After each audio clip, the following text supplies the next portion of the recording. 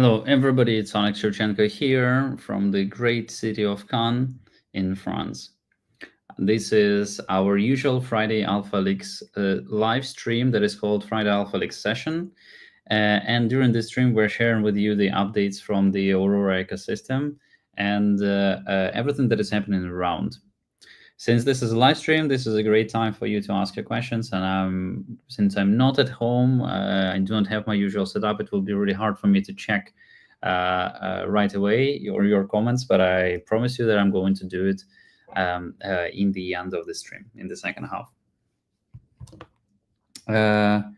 I hope that you hear and see me pretty well. So without further ado, we are going into the updates.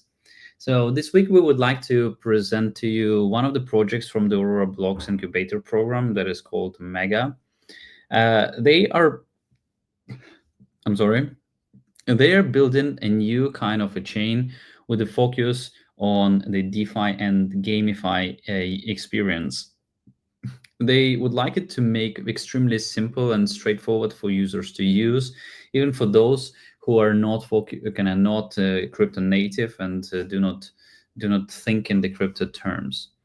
This is a pretty ambitious project that is trying to get everything done properly and be in line with the standards of the Web 2 and what we see right now. There will be much more updates on Omega going forward, and I highly recommend you to go and subscribe onto the Omega network in Twitter and show them some love. As usual, there was an Aurora token burn that was happening because now there is a new month that started. There are some additional Aurora tokens that were burned. I remind everybody that I have a live proposal on the governance forum on how we are able to update Aurora token economy to the third version. It also includes the updates to the burn-in mechanism of the Aurora tokens. However, this is not like a core update that I'm proposing. There is something more that is proposed there. This is just a proposal yet. It's not voted on at the moment, but please go to forum.aurora.dev, check out the Aurora Token Economy 3.0, and please express your opinion, because your opinion matters. And I would like to hear from you there.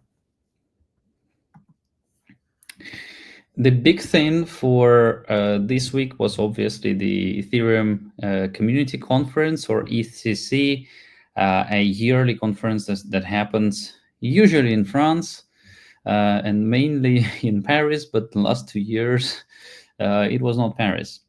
And this year ECC is held in Cannes, the beautiful city of Cannes, and there were quite a lot of activities that are connected with it. And Aurora team was presented on the conference in various points, including different panels at EasyCon, one of the projects from the Aurora Blocks Incubator, but also we had a booth there, and quite a lot of people were there, as you can see here. So quite a lot of people. So from Aurora, there are like 7 people, including myself, who are in Cannes at the moment, and also our friends from Aleph Clouds. And one of the interesting things from the highlights for me from the conference was this, like a friendly debate in between Ilya and Justin Drake on the core technicalities of the sharded blockchains versus monolithic blockchains and the L2 approach to scalability. And I highly encourage everyone to take a look at these debates, like the recording of this debate.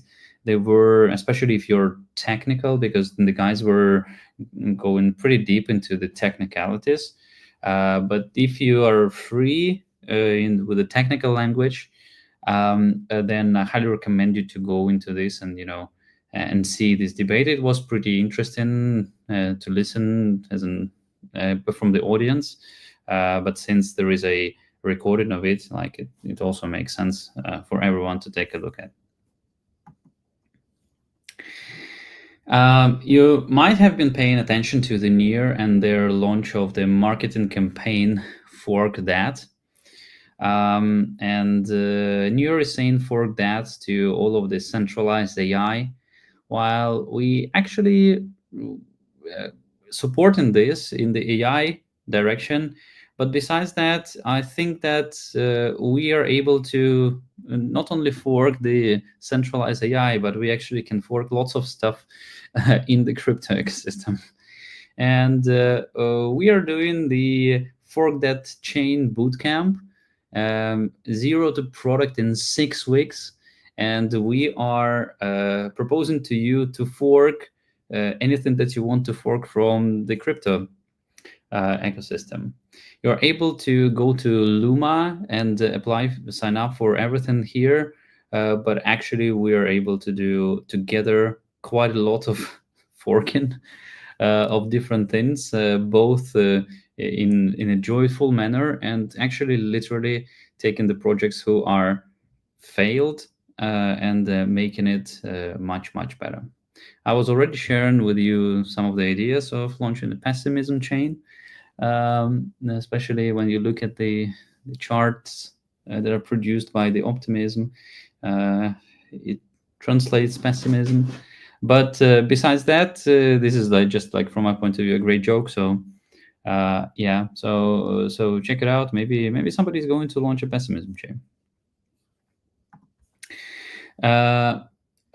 Moving on, there was one important update from this week, and one important announcement from Bitwise that they are launching a new financial asset that gives the exposure to the staked Near for the institutions. You probably have heard of ETFs being traded for the Bitcoin, and this is how big institutional investors are able to have the exposure to Bitcoin. And there are other approaches how to structure these financial products.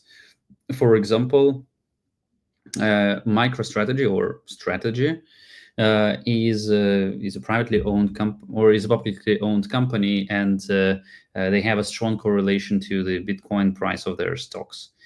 It's a little bit more than that. It is a little bit more complicated mechanism, but you are able to get the exposure to Bitcoin through Strategy shares. And something similar like this is what Bitwise launched, and actually we can go directly to their announcement. And there is a way, like for people, for traditional investors now, through exposure to this particular financial instrument, they are able to get like after all of the fees, additional 5.5% in the Near tokens. This is a very cool thing, and now this widens the reach of the Near tokens from only crypto savvy investors to also like ordinary investors and institutions. And last but not least, I would like to pay your attention to the proposal from the HOT and Linear on the updating of the Near inflation rates. There were some discussions happening there, and I was looking very closely into this proposal.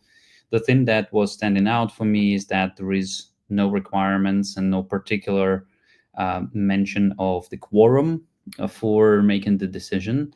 And from my point of view, this is a pretty critical oversight in this proposal. I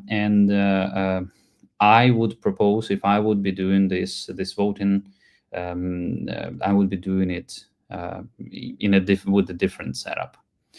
The problem of the current setup is that there is no proper governance mechanism for this type of upgrades. And that's why we need to have something to start all of these discussions, some kind of way how to do this. And there needs to be like a social consensus around it. And it is very unclear. There is no kind of clear instrument how to get there. So if you are really deep into this particular proposal of reduction of the inflation and into some other things that NEAR is doing in the governance, well, first of all, I recommend you to check it out. Support Lane Rentic, who is spearheading the governance for NEAR. And besides that, go check out my thinking about the near inflation reduction proposal and how I would think it, how I would change it. And if we are aligned, you can support my own proposal or my tweak of the HOTS proposal by commenting in this Twitter thread. We're actually able to check how the vote is going. We can see that right now 32.6% of the validators has been voting for supporting this proposal, while it is like the way how to measure whether the proposal is passing or not is getting more than two thirds of stake voting for the proposal. And you can see here there are voting details. Some are supporting, others are not supporting, other validators are not supporting, right? So it's pretty interesting to see how it is. But the majority of the validators, 32.6%, are supporting, while 1.36% of the stake is not supporting this particular proposal. I encourage all of the validators, all of the companies who are running validators, go check out, make their decision on this proposal and do the vote. So we would be able to understand as soon as possible whether this proposal is going to be passed in the way how it is formed right now. So these are the updates for today, and let me take a look into the questions that you all have been asking.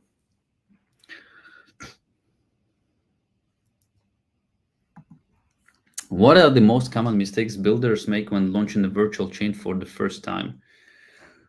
Wow. Launching a blockchain is a much more complicated project in comparison with launching like a meme coin or something like that, or doing your groceries. And usually people are launching like one blockchain at most per their lifetime.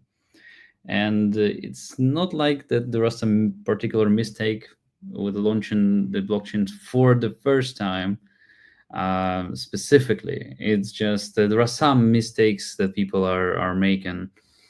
The important thing that I would like to point out is that you need to think about the utility of the token. If you're launching the blockchain together with the token, you need to understand what is going to be the utility of your token. Is this a governance use case? Is there any value capture use case? Is there any additional use case that forces the ownership of the token, like potentially staking and rewards distribution, things like that? Like the blockchain concept should be, or like the chain should be connected with the utility of the token. That's pretty important.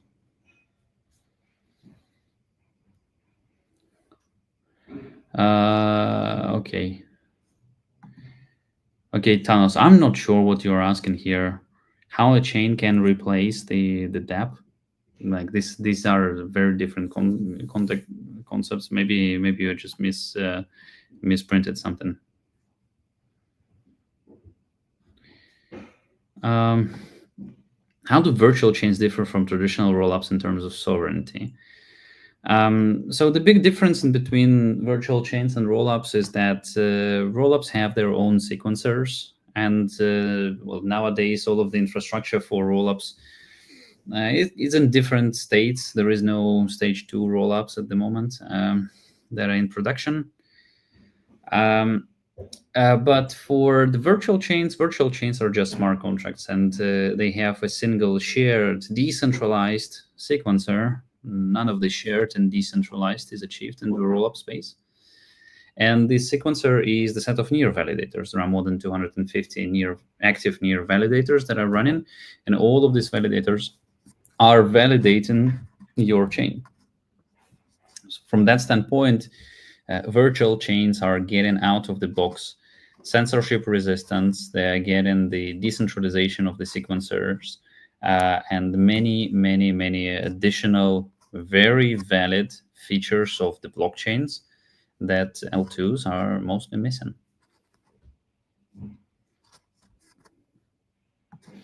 What interesting things from France can you already tell us?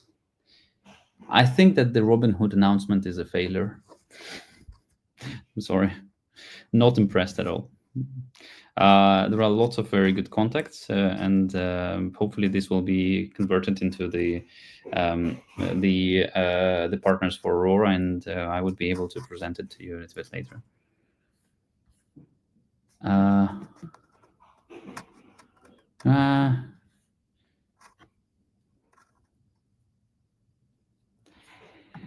What kind of experience or skills are needed to join the bootcamp? Is it beginner friendly? As far as I understand, yes. Unfortunately, this is something that happened without me. Just the team connected and they figured things out. But I'm pretty sure, Kasawala, that you are able to go and just click on the Luma link and then just get there. And the work with the virtual chains is extremely simple through the Aurora Cloud Console. And even if there is a need for some kind of a little bit of a technical development there, well, people figured out how to wipe code, and I'm pretty sure that you would be able, to do some of the technicalities using the modern AI tools.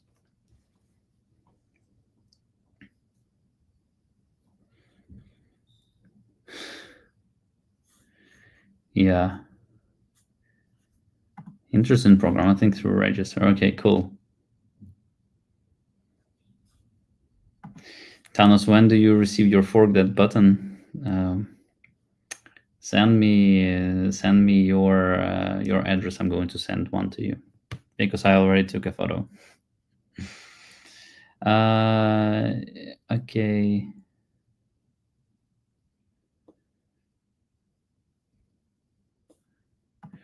Why 6 weeks when you launch your chain in 30 seconds? In general, yes, but like this is for analysis of the ideas. Great stuff. Guys, I'm sorry, I'm skipping some of the questions. It seems like they are not very relevant. I'm sorry if I've skipped your question.